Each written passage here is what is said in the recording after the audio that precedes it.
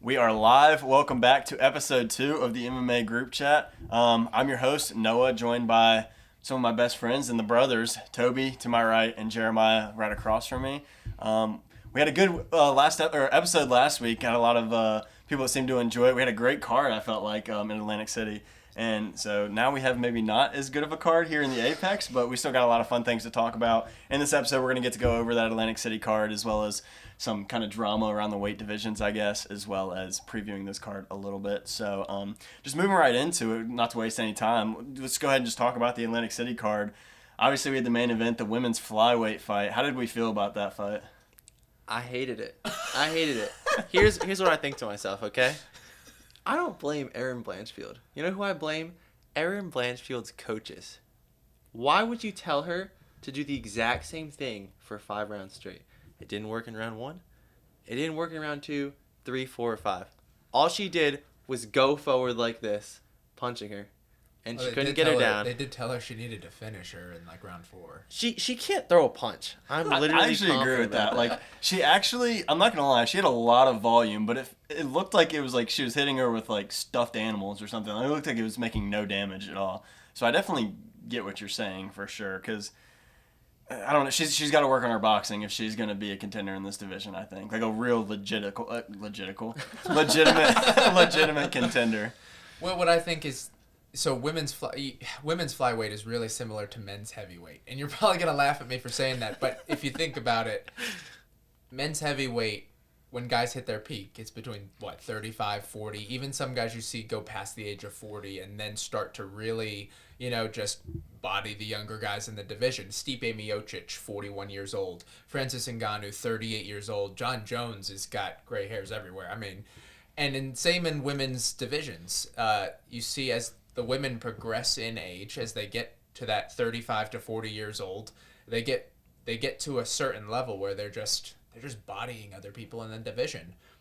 Manon Fiorot had a 10-year age I guess advantage in the fact that she was 10 years older. It really did look like Manon was the grown up and Erin was the young kid trying to break into the division. Manon threw her around like a little girl. I actually kind of. Every time she would go in to throw a punch, Manon would grab her and just throw her against the cage, and then just stand there. And Erin, she's won her fights based on being able to dictate where the fight goes. Every Erin Blanchfield fight that she wins, she decides when it's going to the ground, and then she ends it there. Mm-hmm. And Manon was just too strong. There was a clear strength disadvantage for Erin.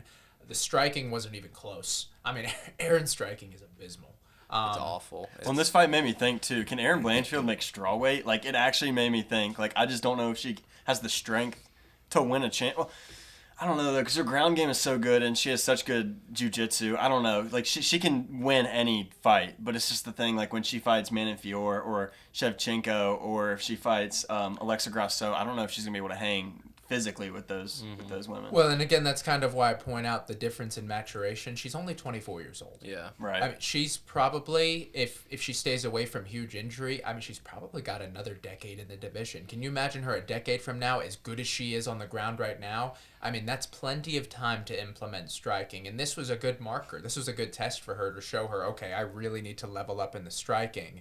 I'm going to be really interested in who they match her up against next, whether they make her, I mean, whoever she fights next is going to have a striking advantage. That's the thing. I mean, even if she fights down in the rankings, I think Tracy Cortez would be a great fight, like on a fight night co-main or like featured bout. But Tracy Cortez's striking is nothing to joke with. Yeah. And if you can keep Erin from taking the fight to the ground, that's why I was so shocked when she beat Andrade the way she did.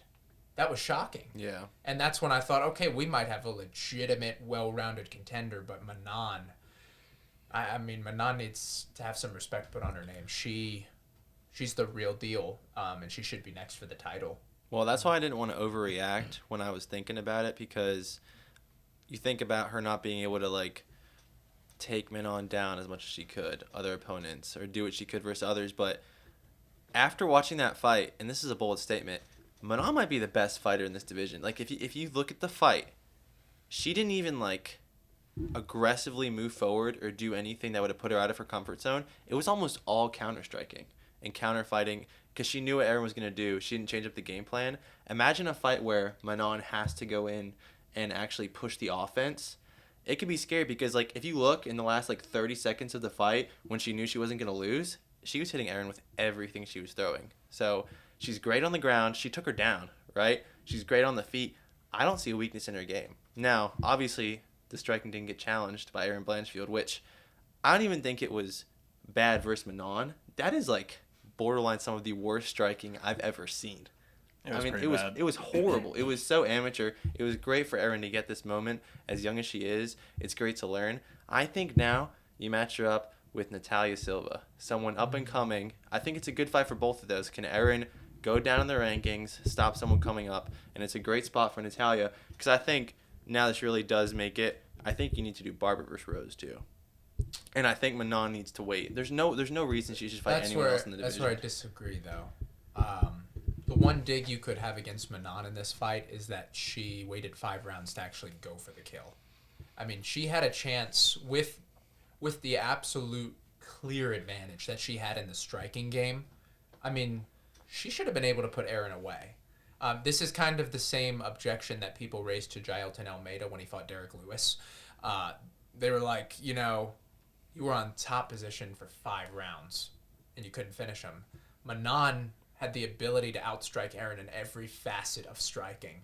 And Erin looked like she wasn't even breathing hard in the 5th round. Like, Manon wasn't even pushing her. Like, she was scared if she had to go to the ground. And we've seen in times past that if you decide you're going to wait and sit out for the title, the UFC may decide to punish you for it. Look at Bilal. The guy hasn't fought in next month, it'll be a year. And they're not making any moves with that. It doesn't benefit you not to fight, especially when you're on such a roll. I'd actually like to see Barber versus Manon next. Because the way it shakes out, if Valentina and Alexa are filming The Ultimate Fighter now, then it has to air on TV, and then it has to take place at the Sphere, and then they both get injured.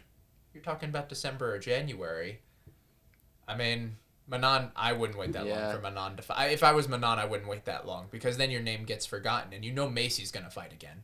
And if Macy goes out and starches someone, and I mean, you could lose that opportunity. Unfortunately, just the way it falls because they're doing The Ultimate Fighter the way they are.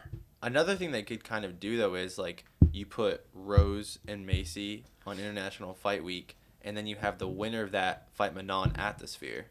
And then you have the winner of that. That's a quick turnaround. Yeah, that's about 8 weeks. Hey, what, 8 weeks? 8 to 12 McGregor weeks? said he could do it, so it's possible. Yeah, well, McGregor says he can do everything. So, so I think that would be way too long. Like, way too quick of a turnaround right there. I think personally, see, in my notes, Jay, I kind of completely disagree with you. I said Fiorot should wait because she doesn't want to risk losing another fight, and I feel like she did enough to earn a title shot. But I guess you're kind of right. Like, if she waits for that long before her title shot, could be gone by then. So for me personally, if she were to fight again, I guess I would like to see her fight Macy Barber. I think that fight makes sense. And then you do Rose versus Blanchfield. If Fiorot waits, I actually have changed my mind on Rose versus Barber. I think it would actually probably be better if Blanchfield fought Barber. Or if you did want to do Rose versus Barber, Blanchfield versus Silva would be a lot of fun. Especially it would be kind of really good striking versus really good ground game. It would be really interesting to see who would actually win that. So actually, you kind of convinced me, Jay. I think I would say Fiorot does need a fight. And again. the only reason I say that is Manon's performance is one that we can twist in our heads later. There are some performances that in the moment we're like, wow, she dominated. But then when we go back to analyze the fight when she's about to fight again, we're going to be able to point out all the holes in her game that we saw that are going to be exploited. Now, the one thing I will say I really agree with you, Tobey, on is that even with her deficiencies that we saw against Blanchfield and not wanting to go to the ground, I don't think she has a problem with Shevchenko or Grasso. I mean, I think she fights either one of those next week and she's the champ. So that's the thing is there anyone in the division who can push her? That's why I'd love to see her fight Barber because I feel like that's the unofficial champ fight. Valentina, 2 straight championship fights without winning. I mean, it's great we get to see 3, but Manon 7-fight winning streak. That just I'd rather see Manon versus Grasso and then Shevchenko get the winner, something like that. But we'll see. I hope the Ultimate Fighter spices things up for that matchup to get me a little more pumped. So let's go ahead and move on to where our co-main fighters go after this fight. Unless you'll have something else to add on the main event, but co-main fighters. I think we said before that we felt Buckley had more wiggle room if he won this fight, and he did win this fight. So what do you guys think Buckley does next to go ahead and just start between Buckley and Luque? Burns. I agree. I mean, Burns and Buckley, that's got heat to it too, because Buckley's going after that whole team. I mean, he is he's fired up to keep beating people from Kill Cliff. So Well, plus, I mean, Buckley, even before Luque stupidly pulls guard, Buckley looked great. He looked crisp. His striking looked good. He looked like he was maybe even going to finish him if Luque didn't go to the ground and just pull guard for no reason. So I think he was looking really good. Well, I think Burns would be a lot of fun. If you don't do Burns, you could go with our initial idea, Sean Brady. And then if you don't do that, I guess you could do like Stephen Thompson. Yeah, but I'm not sure. I think he would kind of start Stephen Thompson, to be honest. I think Thompson is way past his prime in the division. Which kind of leads me to my next thought. Where does Buckley rank in the division? Because I think he's like the 11th ranked fighter. I think he's top 10 in the division, though. I think we've got a few old heads in there that really need to work their way out at this point. So, what would you guys think about Buckley versus MVP? I actually did see a lot of steam on that. I think MVP said something. I think he actually does want Buckley. That'd be a fun fight. That would be really fun. I don't think that's a big enough fight.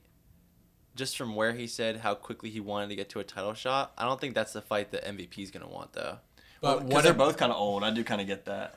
But the thing is, if MVP wants to fight in Manchester in July, who do they match him up against? Because if you want to build MVP, it depends on what the UFC's goal in that is, because I feel like if you put MVP versus Sean Brady, which seems like a logical matchup next, if Sean Brady clasps his hands, that fight's over. Yeah. I mean, MVP's not getting up. As great and as fun as MVP is, I mean, Sean Brady is just an absolute monster with the ground game.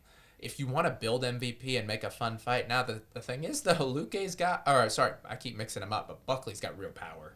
He can put anybody's lights out, and that's not an easy fight, but I'd love to see Buckley versus MVP. That would be a lot. Just for the fact that it would be really fun. It'd be fun to see how they both dealt with each other's movement, how MVP handled the power of Buckley. That'd be fun. One fight I thought up for Buckley, too, was Jeff Neal. I think would be a really fun fight. I don't know if it would make the most sense, but Jeff Neal's kind of stuck in the division right now because he loses to the people higher than him, but he's beat the people lower than him.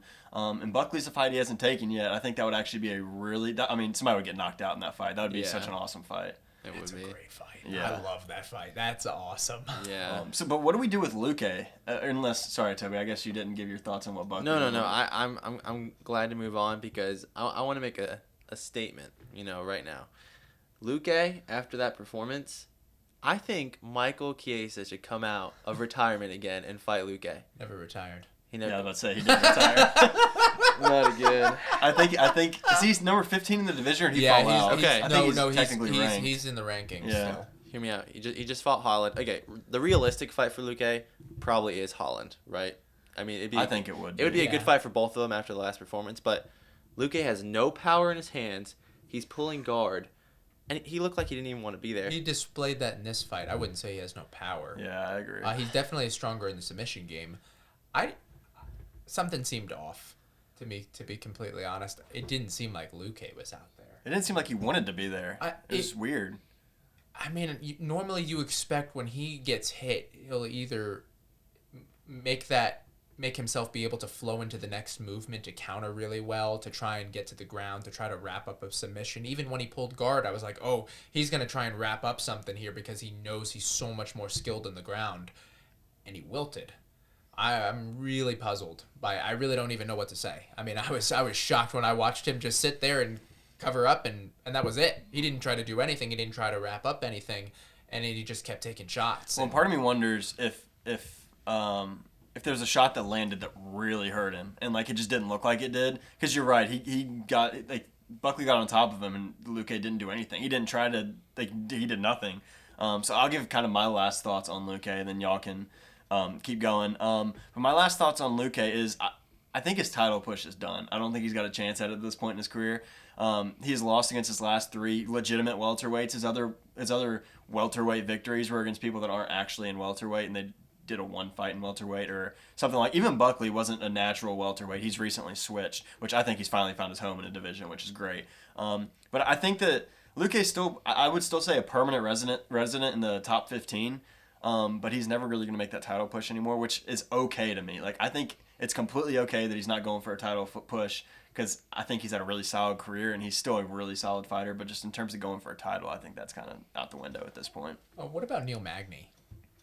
That would be a fun fight. As a feature bout or maybe a co-main event on a fight night, Neil Magny versus Vicente Luque, and you could do that when you go to another city, like a St. Louis. No, I'm not saying it has to be St. Louis, but when you go to a city, those are 2 names that people will buy tickets to go see.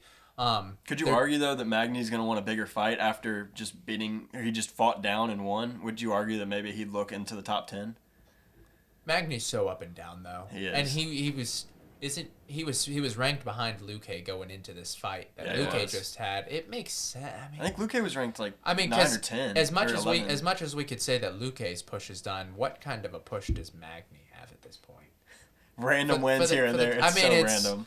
Yeah, I mean, and he himself just beat an unranked guy. It's not like he was fighting a ranked opponent either. Yeah. This would be the fight like loser leaves the top 15, Magny versus Luque. Right. Yeah. And I would enjoy that. I would love it. Yeah. I mean, I love watching both fight. Magny's got the most wins at welterweight in UFC history.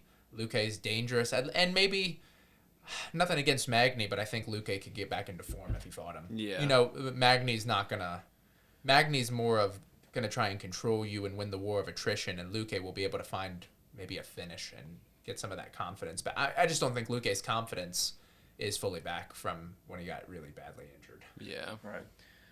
So let's go a little more controversial route. How about that Weidman win? That was a no contest. That should have been a no contest. I mean, let's just talk about the reffing for the whole card. It was horrible. I mean, even the Dumas fight.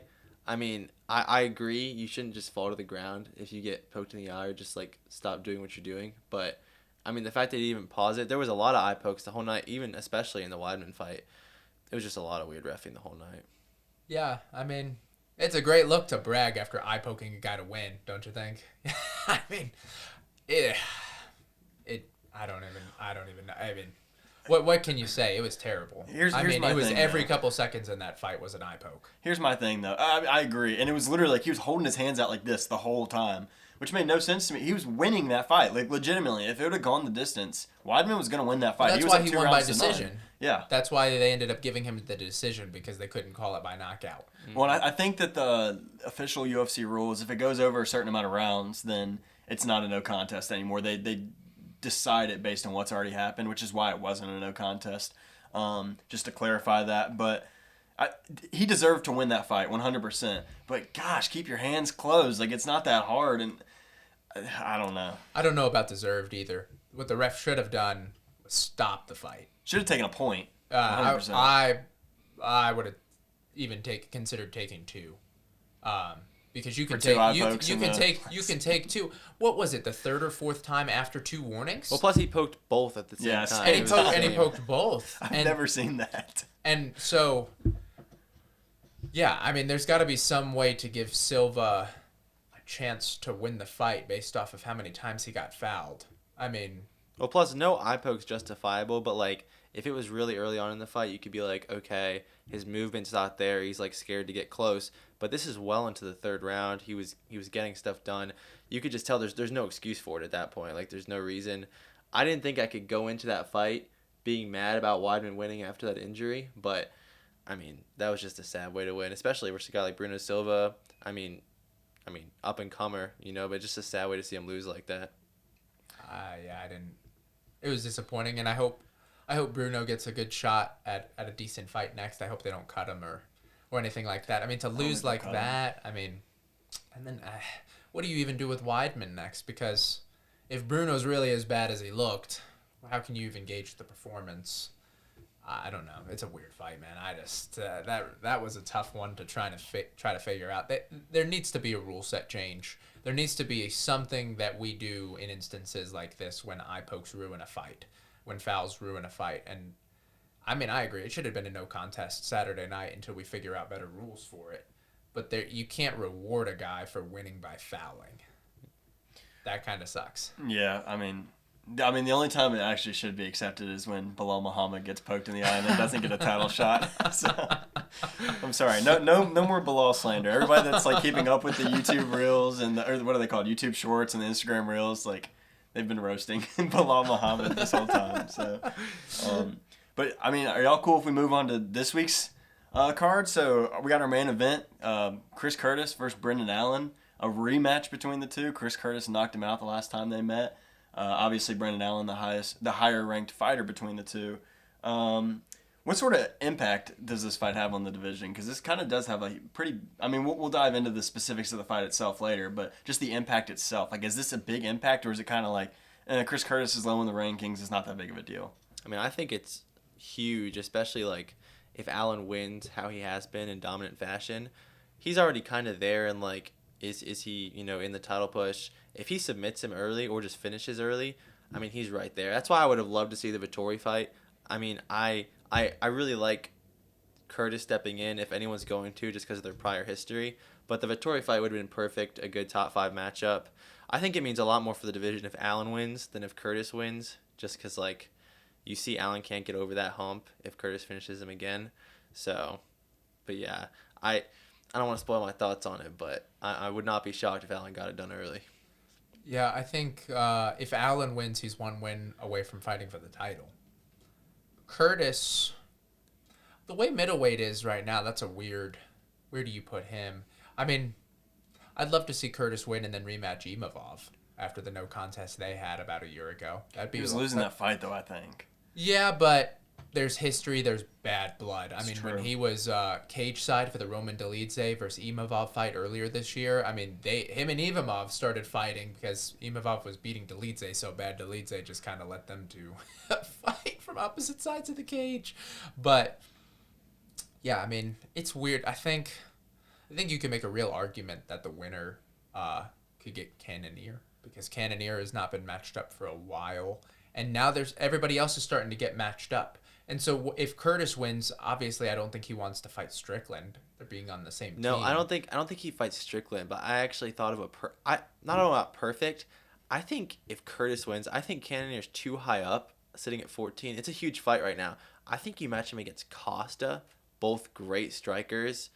Kind of an interesting fight. You see Costa, I mean, he looked good in the Whitaker fight, but Whitaker kind of controlled most of it. I mean, it was a really close fight. I just don't think Curtis deserves Cannonier.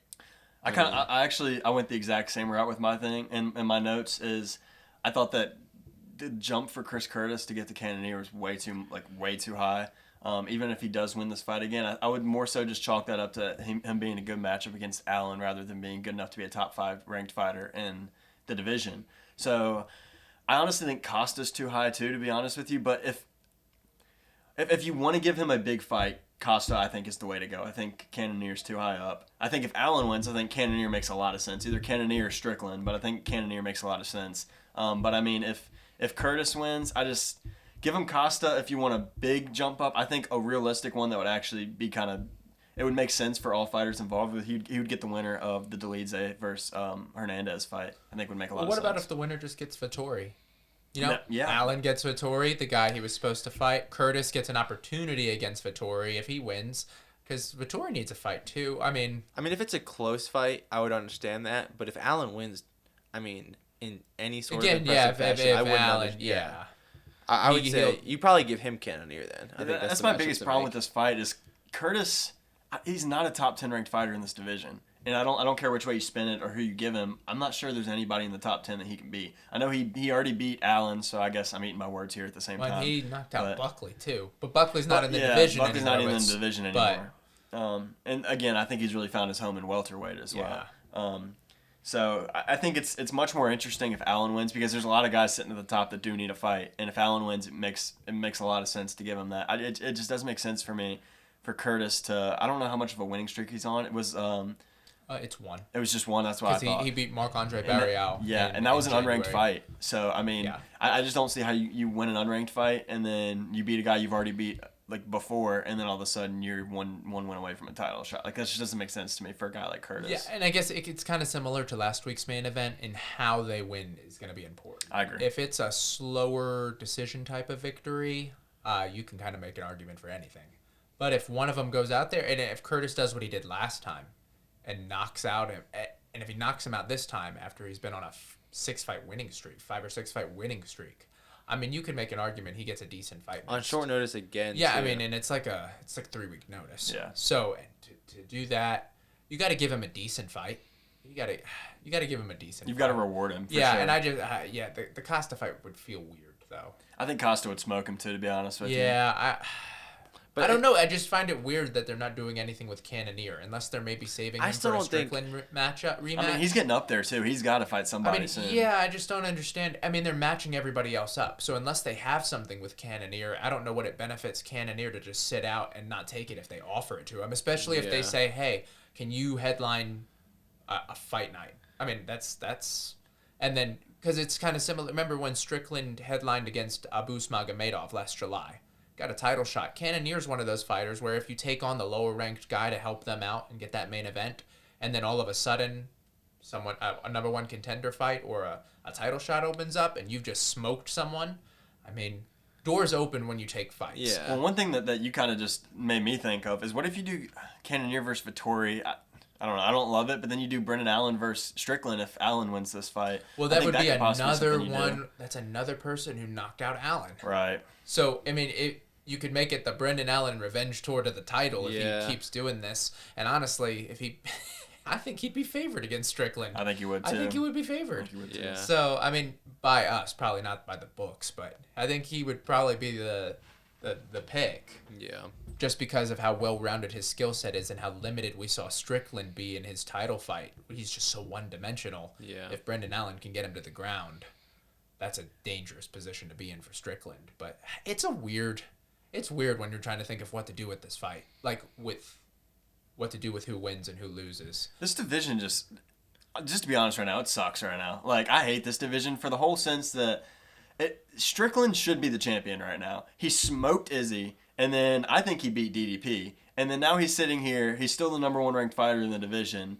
It seems like Izzy's going to get the next title shot. And then they've already announced that they've already got a number one contender fight lined up with Khamzat and Bobby Knuckles.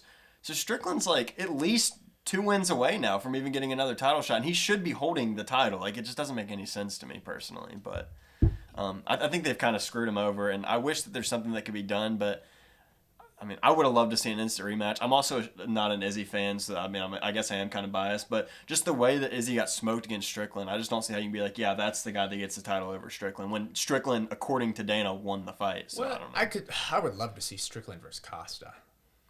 That'd be fun. Would be a lot of fun. But again, it feels like you're screwing Strickland over. Any fight other than DDP feels like you're screwing him over. You can't not do DDP versus Israel with the bad blood that's there. So here's kind of what I wish they'd do. I wish they would have done Whittaker versus Izzy again. I know we've seen it. It's happened. I wish they'd do it again, and then do Strickland versus Khamzat for number one contender. That's what I wish they'd do. I think Khamzat would win that fight, but I think Strickland at least needs a path. I feel like he fought too well. He became too much of a star over such a short amount of time. He needs a path. Right now, he doesn't have a path to the championship, and that's messed up. Since they already have that fight, though, I do think Strickland Cannonier makes a lot of sense. However, I was seeing rumors that for 305, there were rumors about Strickland and Usman potentially fighting. I don't know if y'all heard anything about that. I don't think Usman's going back up to middleweight. That's another rematch. I think he might be. You think so? I mean, his path at 170 is murky if he stays. Yeah. Because I don't really want to see Usman Leon 4. Well, I don't think that fight doesn't change at this point. I think Dana's done with that too. I mean, the trilogy's over. It was a clear. There's too many contenders in the welterweight too. Yeah. With Shavkat, Jack Della, Bilal. I mean, there's 3 guys right there who are maybe Ian Gary's coming up in the works too. I mean, you've got so many guys that are MVP now. Yeah. Colby is still there. Nah, Colby's done. Well, you could do Usman Colby, just because it's a lot of fun. I don't think just a pointless fight. Yeah, I mean, you could do it just because they love to fight one another. Yeah. And it's someone who. And it's a good fight too. They're fun fights to do. And I mean, if you need to do like a Miami fight, there's rumors July 8th they're going to Miami. Really? I mean, Okay. Colby and Usman headline a fight night in Miami just for fun, for old time's sake, to run it back. I mean, those are two great fights. I think Usman's gonna stay at middleweight though. Like I do too. I would be shocked if he went back to welterweight that quickly. Plus, he fought Khamzat well. If that was a 5-round fight, most people would say he was gonna win that fight. Oh yeah. See, that's why I'm interested. Not to make this a whole, rant, but I'm interested to see how Khamzat does against Whittaker with a huge gas tank. Now, I think Khamzat's going to approach it a little differently. He will. I think he wanted to prove that he could get Usman done a ton. He spent a ton of energy doing that. That fight with Whittaker and Khamzat, that's a great matchup. I honestly, personally favor Whittaker. I don't know what y'all think about that. I think Khamzat's going to be the champion as soon as he can be. As soon as he gets the shot, I don't know of anybody in the middleweight division that's better than Khamzat at this point in time. So At middleweight? I don't know. I mean, Khamzat's still huge. I think, low-key, Khamzat could fight in light heavyweight and still look big. I mean, he's a huge fighter. Yeah. I don't know how he made welterweight. I have serious worries about his gas tank. He does, yeah. I think this last fight proved that he needs to work on it. And I think when we see him fight Robert Whittaker, I guess the same name. But I think when we see him fight him, his gas tank's going to be a lot bigger than we've ever seen it before. The question is, though, can he travel into the U.S.? No. I mean, that's the question. Why has he not been in the U.S. since the Miami pay-per-view 2 years ago? Why is he not fighting? I mean, that's the question I don't think anybody knows the answer to at this point. I don't know. That's going to be the test. If he can beat Robert Whittaker in a 5-round fight, title's next. Yeah, he's already said number one contender fight. So, and I would love to see either of those fighters face DDP. I said that we should do Izzy versus Robert Whittaker. I'm not sure I necessarily want to see that again. So if they do give Izzy the next shot, I'm going to be rooting really hard for Whittaker because I don't want to see Izzy versus Whittaker. I would be rooting for DDP. I don't know what I just said. The weird thing is, even though he made that number one contender, if Izzy wins, how do you not do the rematch between Izzy and Strickland? I mean, that's going to be the defense that people want to see. That's the path right there. If Izzy wins at 305. So if that fight actually comes into fruition and Israel wins, the first name out of his mouth is going to be Sean Strickland. Well, I think Dana White does way too much promising on these number one contender fights when there's already a contender in place to take the fight. Like if Izzy's 100% getting the next, which has not been announced, but I mean they're putting the card in Australia. He's gonna get it.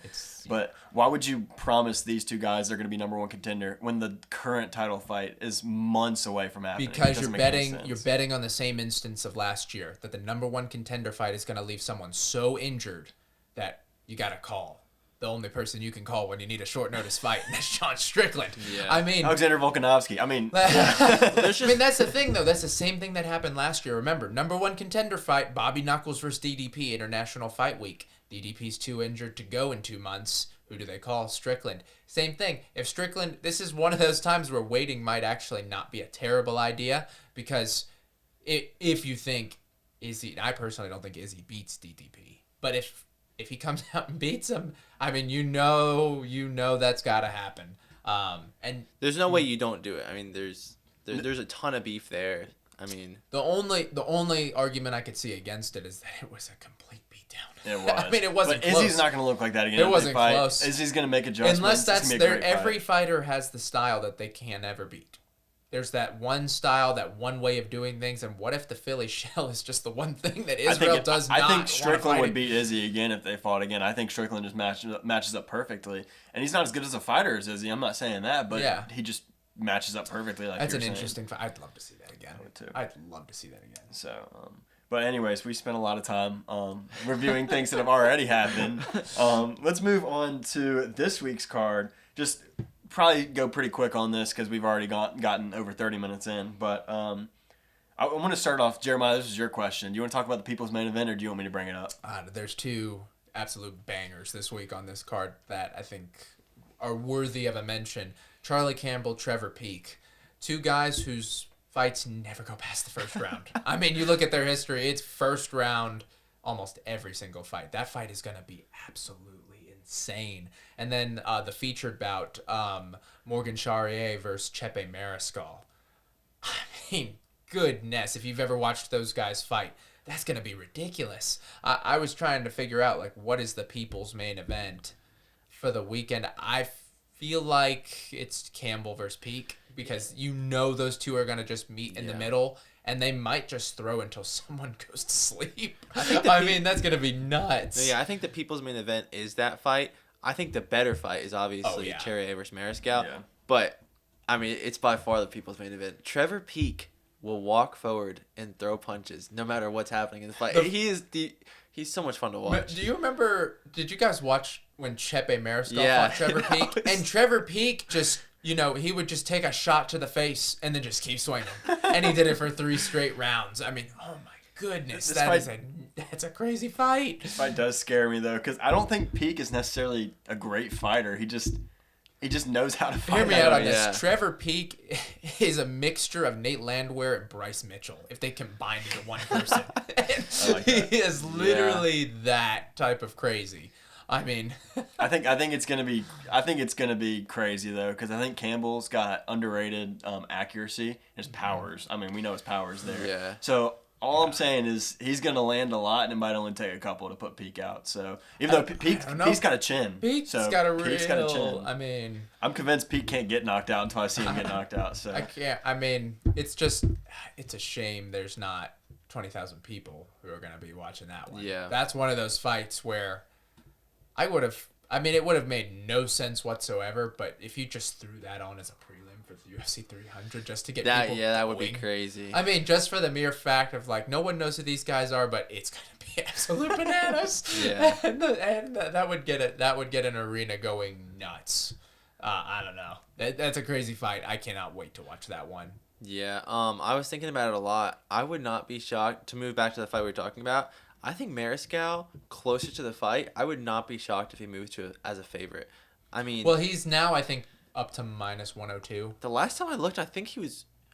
I thought he was barely plus money, but you might be right. You're right. I checked right before we got on the podcast. He's plus 105 right now. I mean, just if you look, again, the Jack Jenkins fight, obviously the injury, I think Mariscal looked great in that. To fend off a guy like Trevor Peek, again, Trevor Peek isn't the most skilled, but to fend off striking like that, and I think Mariscal is I don't know. Cherry are so good. He's so well rounded. I think it's a great matchup. I don't. It's so hard to pick, but Mariscal 2-0 in the UFC. If he wins this fight, I mean, you kind of got to give him a borderline Well, and he would have been the underdog in all 3 of his UFC wins if he goes out and wins on Saturday. Yeah, that's nuts. I mean, he's got legitimate ability to make some noise at the edge of the top 15 at lightweight. Mm-hmm.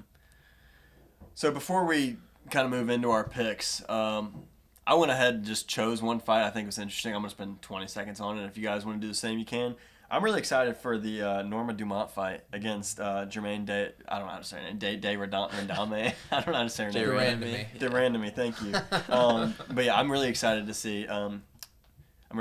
Dumont fight, and I think that's going to be a really fun fight. It's kind of going to be like the older generation versus, and I'm saying she can't knock out is she 40 years old yet? She can't knock out a 40-year-old Day. I'm not even going to try to say her name again. She can't knock her out though. I mean, we got a problem, but that fight's going to be a lot of fun to me. So. It's going to be a crazy fight. This isn't necessarily a fight, but the Wait, what? No. I'm talking about a fighter. I'm not talking about a fight. I just want to say the biggest thing I'm looking at for this main card. Okay, oh my gosh. Lock in, Tobey. Are we not cutting it? No, we're not going. cutting that. We're not cutting that. Why would we cut that? I want to hear about your not a fight. Okay, well, I just want to say this. You've seen in the heavyweight division, Jailton Almeida. Okay, the wrestling, it kind of bores people. You want to know who's not going to bore people with wrestling? I know what you're going to say. Johnny Walker's younger brother. 6'6", 81-inch reach. He's not going to need it because he's going to ragdoll. I don't even know the name of the fighter he's fighting. He's going to ragdoll him and submit him in the second. He literally, I mean, he's going to submit him. That's it. Tobey, I'm pretty sure his submission is I'm betting is plus 600 or something like that. There's no way. Yeah, it's up there. I think it's pretty high up there. Really? I don't think he's a jiu-jitsu guy. No, he's not. I know he's Brazilian, but I don't think he's a Well, he doesn't even live in Brazil. He trains in Russia. No, I know he trains in Russia, yeah.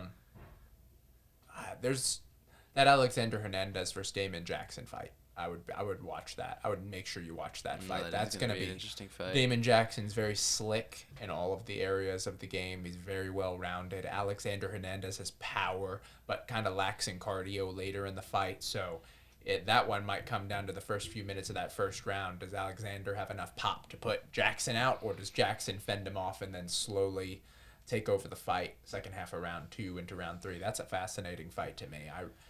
I'm excited, and honestly, winner of that fight gets a nice opportunity next. The loser, kind of in an odd place. So I just looked it up, Toby. For Walker to win by submission, it's plus 600. Yeah. Whereas decision's 325 and KO's 120. Yeah.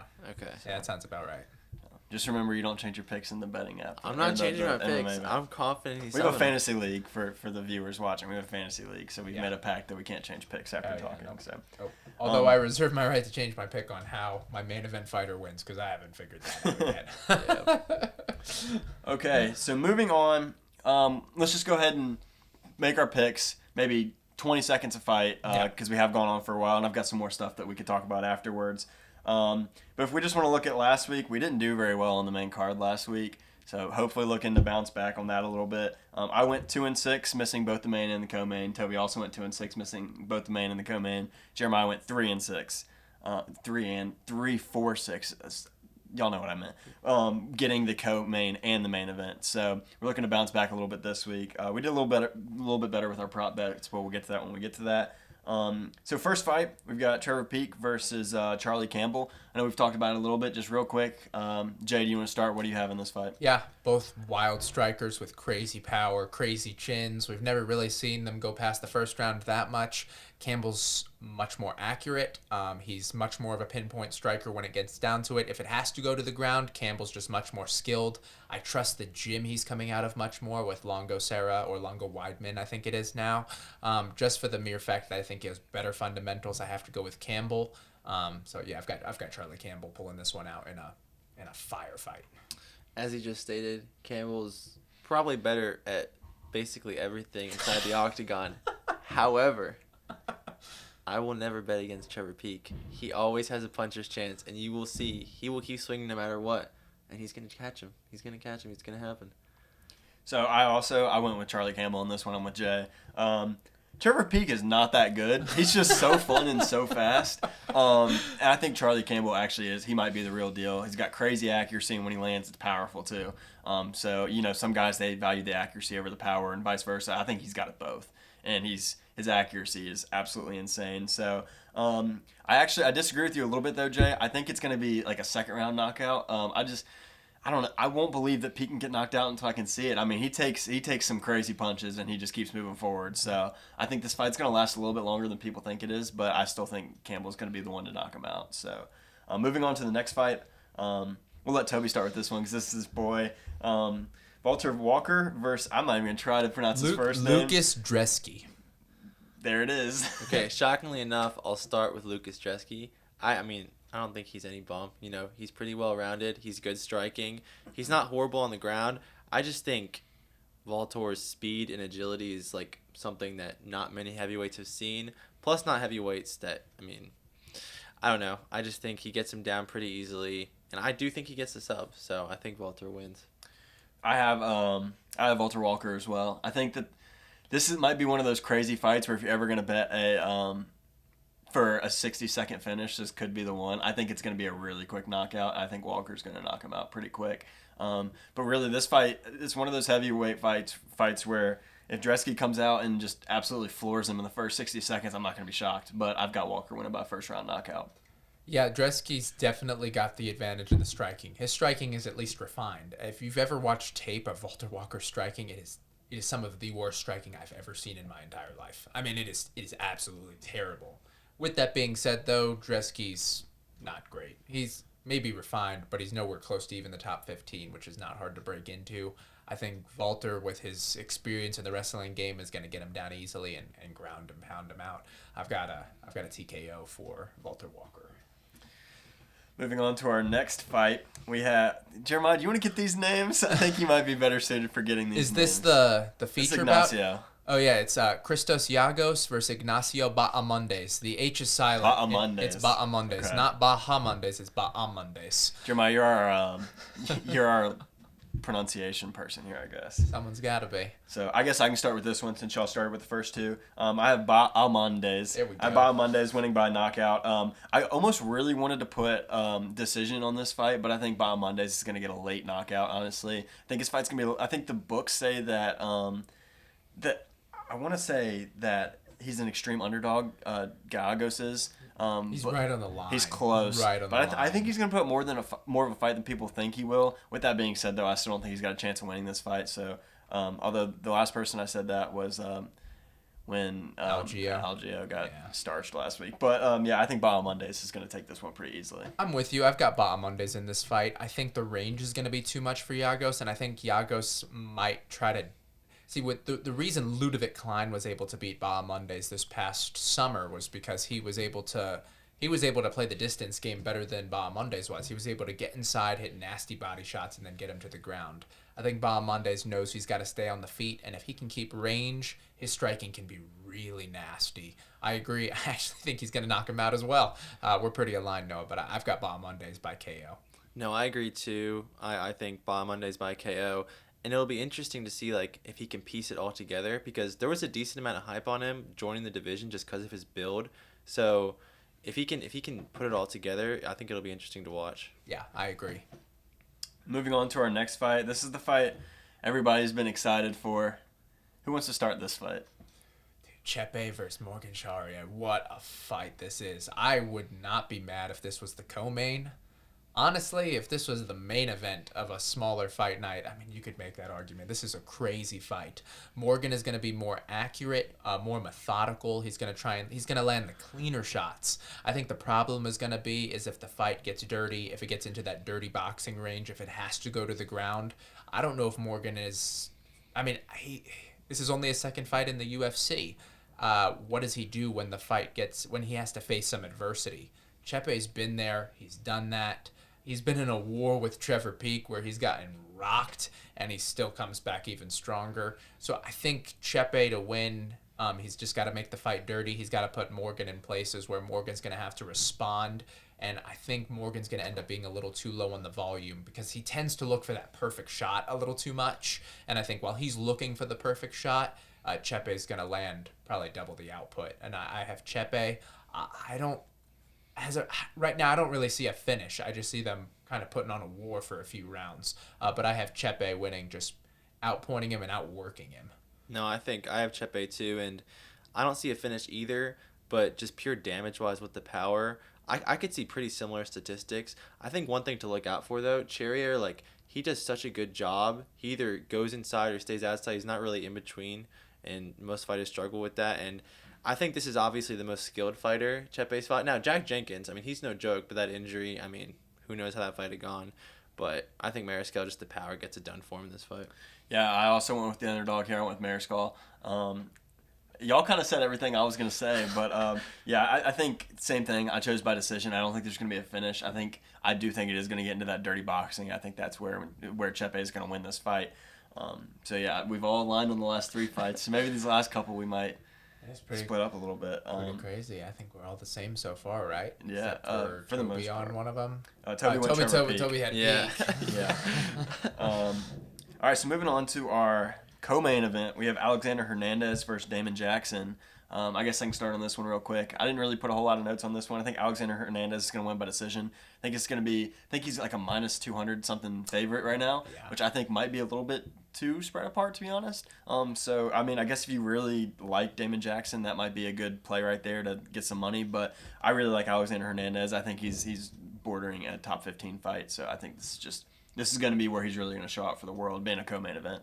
I currently have Hernandez by a late TKO. However, I think not only is the line crazy, but I almost took Jackson for the fact that you really don't know which Hernandez you're going to get. He can beat guys like Dariush, but he has some really bad losses. I think it's going to be interesting because I think Damon could get him down, and he could honestly win a decision just because of a lot of control time. So it really depends. Now, Hernandez is good enough. He could come out, he could starch him, he could win a very decisive decision. But I think it'll be interesting. I do have Hernandez, but it'll be interesting to see which one we get. Yeah, the big question is with both of these guys is they're both inconsistent. They'll come out for a fight and just show out, and you're like, oh, they're on the rise. And then the next fight, they'll lay a dud. They're both similar in that way, and I think they're finally lining up the two guys who are pretty inconsistent in the division. However, I think there's a power difference that you're going to see pretty evidently in the first round, and I think the power leans towards Hernandez.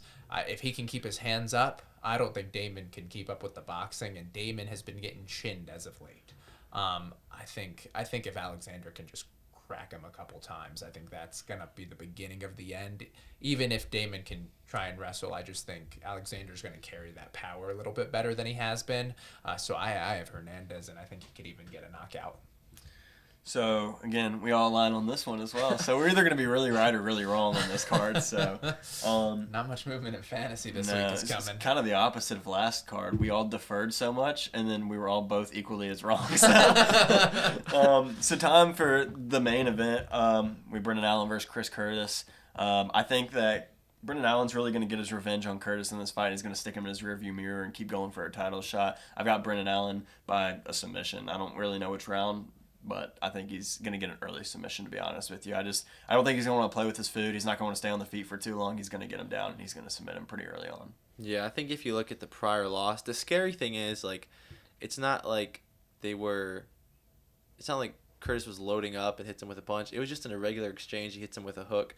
So it's kind of scary because that could easily happen here. I think Allen's striking has gotten a lot better. If you look at it, though, on paper, it's not a great matchup for Allen. I mean, Curtis has great takedown defense. He has great striking. I just think Allen's gotten so much better. 6 straight wins. And, I mean, their careers after that gone complete different trajectories. Curtis has gone a lot farther down. I don't know. I actually think Allen gets the early sub. I think he gets takedowns pretty easily considering Curtis's takedown defense. But, again, I wouldn't be shocked if Curtis got the win, especially with the mental factor, too. But I see Allen getting it done. Yeah, it's weird because this fight's 5 rounds. So figuring out if Curtis is going to pick up his output. In the last few 3-round fights he's fought, it's been low output after low output. But then if it gets to that 4th and 5th rounds, I feel like Curtis has the cardio to be able to go with him. However, in the past few fights, Allen has been putting on a show, man. 5 out of his last 6 wins are by submission. That's absolutely nuts. This was a fight where all of the logic, all of the stats said take Curtis because he's beat him and he's exactly who Allen doesn't want to fight. I have a gut feeling Allen's taking this, and I think this is the fight where he goes to the next level. I think everybody's starting to notice there's something special about Brendan Allen, and I think he may have underestimated Curtis in that first fight when he came in on short notice. Allen was a minus 200 something favorite. I think there's something different. I think he knows that he's more skilled, and he's just going to use those skills. I'd love if he can get a takedown. This fight could end early, like you said. I think Curtis knows he's got to go for the takedown in some respects, so it might take him a little longer. But I've got Allen. I've got Allen taking home the win and moving up in the middleweight division, and I can't wait to see what they do with him next. So we kind of again going with the same picks here. Tobey's the only one that deferred at all from me and Jay on one fight.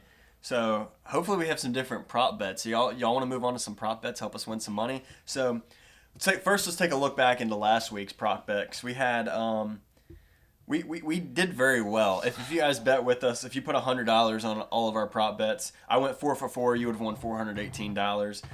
Jeremiah went 3 for 4, kind of 2. He did a hedge bets, but he didn't really miss a bet at all. You would have gained $275 listening to Jay. Around about, I lost some of the odds, and then Tobey only gave 1. It didn't hit, which was Algio and Nelson to go the distance, which was a good bet. You got unlucky on that one. But if you guys went with it, ended in the first. It was a round. Poor stoppage. It was a horrible stoppage. I don't know. But if you guys would have bet with us, you put $100 on all of our bets, you would have made roughly around $600 last week. So hopefully we can help make you guys some money again this week, wherever you're watching this. I've got I actually was not very confident with the props this week. I know last week I went 4 for 4. So hopefully you guys have some heaters because I don't know if y'all are going to be making any money off of me this week. But I went very simple with my first prop bet. I went Brendan Allen money line. I think Brendan Allen is going to get the job done. I was a little bit too worried to say you guaranteed are going to get a submission out of Allen. I like that bet personally, but if I'm giving guaranteed bets, I would just say Brendan Allen money line. And then I did kind of the opposite, Jay, what you said earlier, so maybe take this one with a grain of salt, was Peak versus Campbell. I said to go over 1.5 rounds. I think the odds on, the Brendan Allen money line is minus 210. The odds on Peak versus Campbell is plus 110 right now. So you get plus money if it goes over half the fight. And I think Peak's just going to have too much of a chin to get knocked out that early on. It's a risky one. I will admit, when I put it down, it was a risky one. I think it's going to be, honestly, right around that time when the fight ends. But I have that as my second lock. And then my final lock, I believe this is the first fight of the night. I've got Melissa Mullins winning by decision at minus 115. So those are my 3 prop bets for this week. If you want to make some money, there you go. I only had one because I thought we were only doing one. But I'm actually, as risky as a pick of this is, I'm really confident in this. I actually have Allen and Curtis to go under 2.5 rounds. I think people are looking at it and they're like, it's a 5-round fight. They're gonna take it slower. I really think it ends early either way. Again, obviously with an Allen submission, but yeah, I really think it ends under 2.5. What's the line on that? I know it's plus money. It's plus 130. Okay. So that's actually lower than I thought it would be, but that's an interesting one. I think you might actually hit the what's the saying? I don't know what to say. You might get that one right though. I like that one. So I won't lie, I started looking at what props I liked as we were setting up, and I came up with 6. Wow. Okay. All right. So Jay's gonna have much more firepower based on my study. than us. Okay. Now ride with him, tail him, or fade him. Whichever way you decide to go. Morono versus McGee under 1.5 plus 105. Morono versus McGee. I'm sorry. What the heck is it? Court McGee. That's right. That's his name. Sorry, I got him mixed up with someone else. But yeah, Court McGee versus Alex Morono under 1.5. McGee's been getting chinned in his last couple of fights. I have a feeling Morono's going to come out with something to prove. I can't explain it, just a feeling that he's going to be able to put some power on him. I think this fight could end under 1.5. I actually had the same one as you, Noah. Peak versus Campbell over 1.5. On DraftKings, you can get it at plus 114. Oh. I checked right before him, so you get, not much better, but slightly better odds on that. Dresky versus Walker under 1.5 is plus 145. I think the fight ends in the first round. I don't even think that's a debate. I think Walker's going to gas out trying to finish, and I think he's going to carry so much power with the ground and pound. I would hammer that. Giagos versus Bahamondes under 1.5 plus 145. If that, for any reason, becomes a firefight, I think Bahamondes can put him out. Even if it goes to the second round, I think early second round, both of them are live to land something huge. And then the 2 straight money line, Mariscal plus 105. I think that's a great value. I would swipe that as you can because, like Tobey said, he's probably gonna maybe edge to a favorite at some point. And then on the prelims, I love Jermaine Durandamy to get the win. I think Norma can tend to try to rack up control points a lot, and Durandamy, people forget, the only person to ever beat her in the UFC is Amanda Nunes. 4 years ago, her last win was over Juliana Pena. She's beaten Larissa Pacheco. She's killed everybody other than Nunes. Durandamy's coming back with a vengeance. I think you can get her at like plus 112 right now, if I remember the line correctly. But I think she is live to even finish that fight, maybe. But that's kind of what I saw that I really liked. Cool. So we got 10 prop bets for you guys to take this week if you guys are interested. Moving on to our parlay challenge right now. If you missed last week, we're going through every single main event for every week. We're going through and we're giving just a parlay of straight money line fighters that we like. For every one that you get right is an extra is a point. If you get one wrong though, you get none. So last week we got none of them wrong.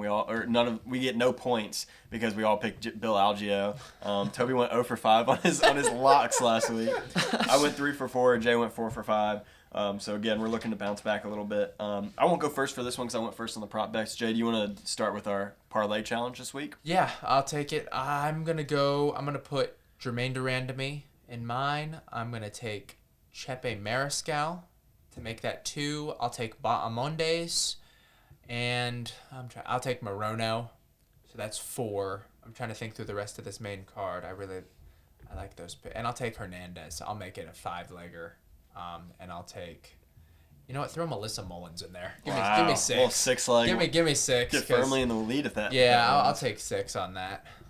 Tobey? All right, let me pull this up. Do you want me to go? Okay, I'll go first while Tobey pulls it up. So I've only got 4 this week. I went 5 last week, and it bit me in the butt. So here we go with only 4 this week. I went Melissa Mullins with one. I think that's a pretty safe bet right there. I got Alex Morono. I think you said Alex Morono as well.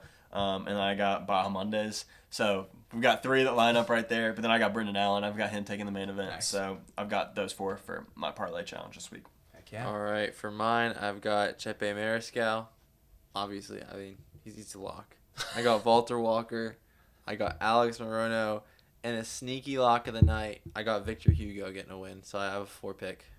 He got a replacement fighter yesterday. You've done research on that already? No, I haven't. But he's the got odds aren't even power. out for that He's fight. got power. I actually do like him in that fight, though, Power. especially. He's a submission artist. He's got power.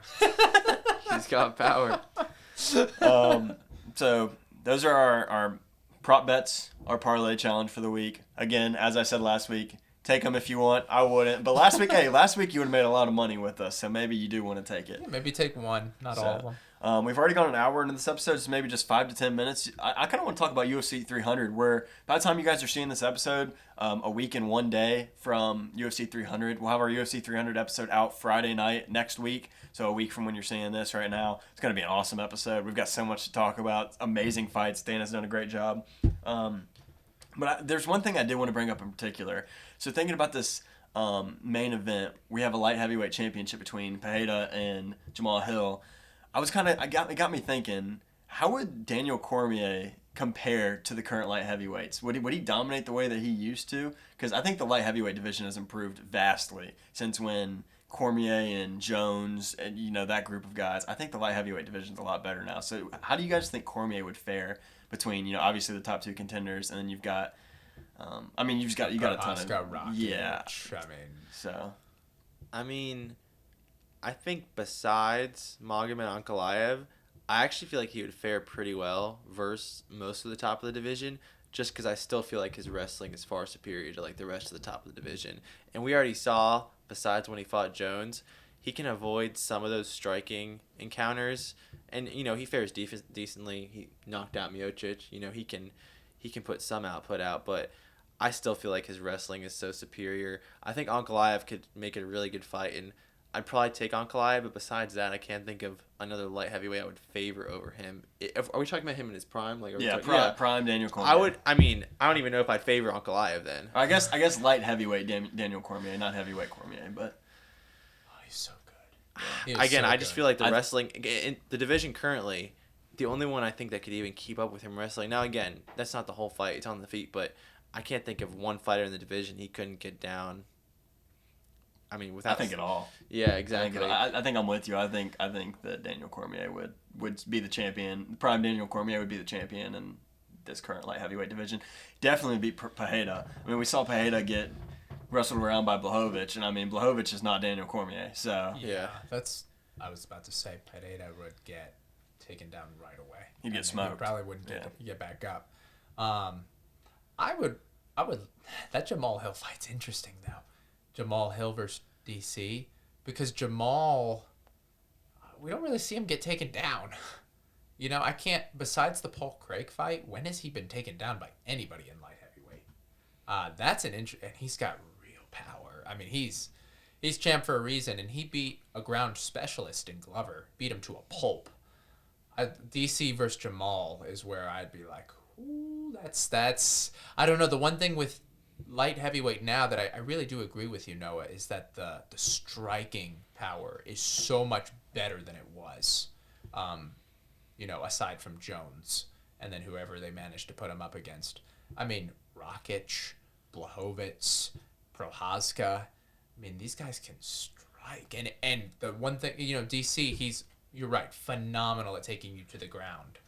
But what happens if he gets clipped? Any one of these guys can clip him. I'd love to see the matchups. That's really tough. His wrestling is obviously superior, but man, I don't know. Can he take a shot from one of these guys? Because I feel like the division's a lot better since Jones left.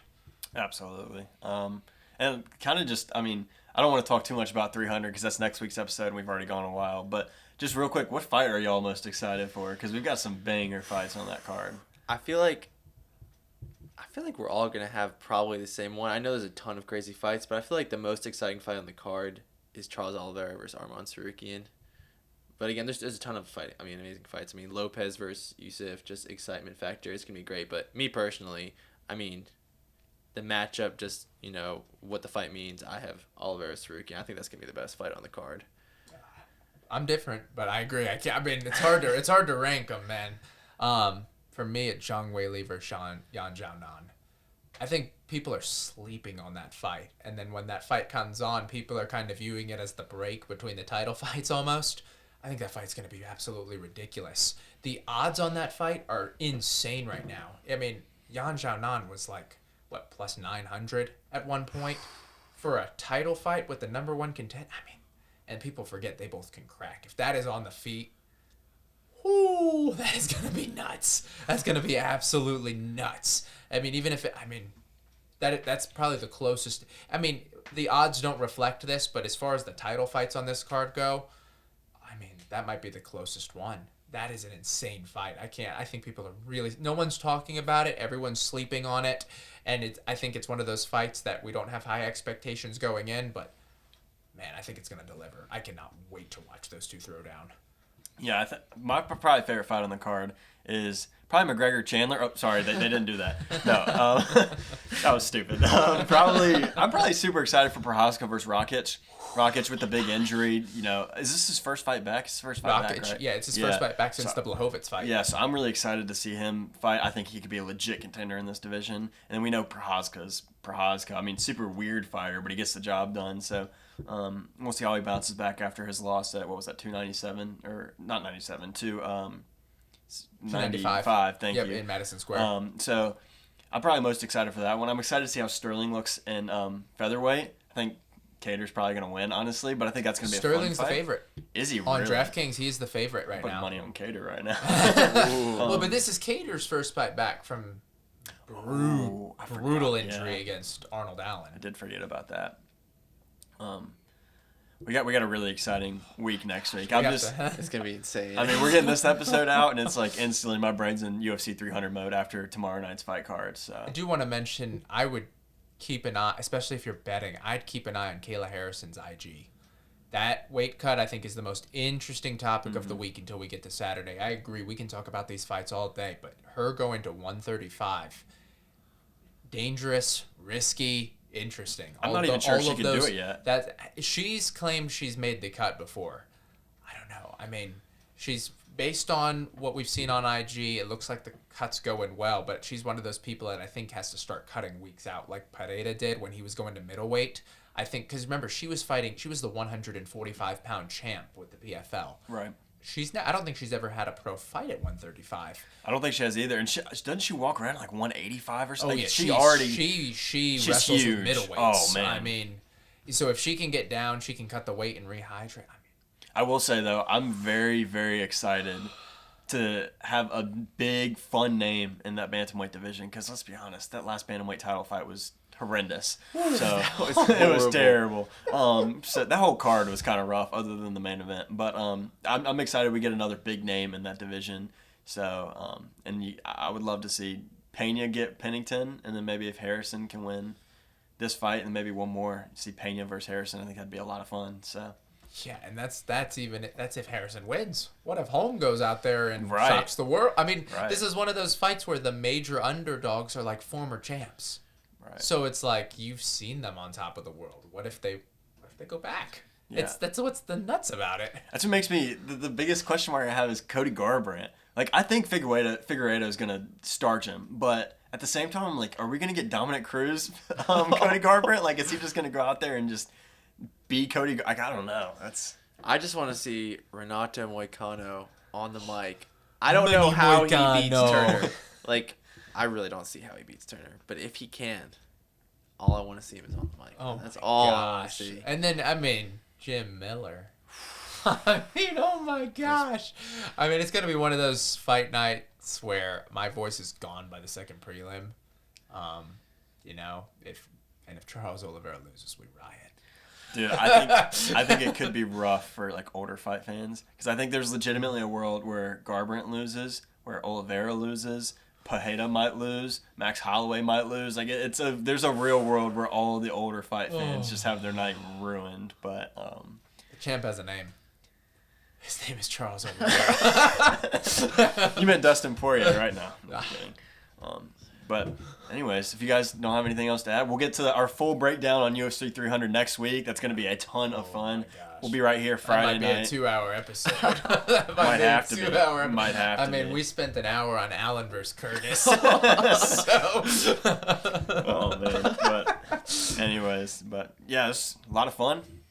Good time, good talk. So again, we're reading all of your comments, seeing what you guys like, what you don't like. Hopefully, we try to make some changes in this episode. Hopefully, you guys noticed some of our changes. But feel free to let us know what you'd like to see different, things you'd like to see us talk about. We're always open to any sort of ideas. But thanks again for tuning in. If you want to join the group chat, you can click the Tobey loves it when I say that. You can hit the subscribe button. You good? But be sure to check us out on all of our socials. They'll all be linked down below. Instagram, Twitter, TikTok, all the above. Just link down below. But yeah, till next week, we got UFC 300. Thanks for joining us.